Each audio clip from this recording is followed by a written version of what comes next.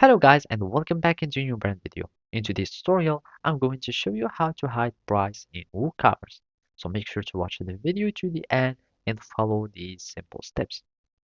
So first, we need just to go to the product page and not the product page, but the product itself. So simply we need just to go here to the products and from here we will find all these items in the submenu. So we need just to click on the products and simply all we need to do is just to click on the screen option, and from here you can have your items, what to be shown, etc.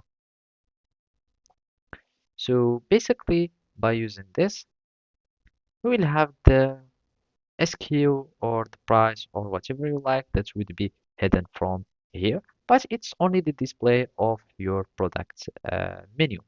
To disable it completely in your WooCommerce store, you will need just to start adding some plugin. So basically, we will need just to search for some plugin that would allow you or some code snippets that would do the work.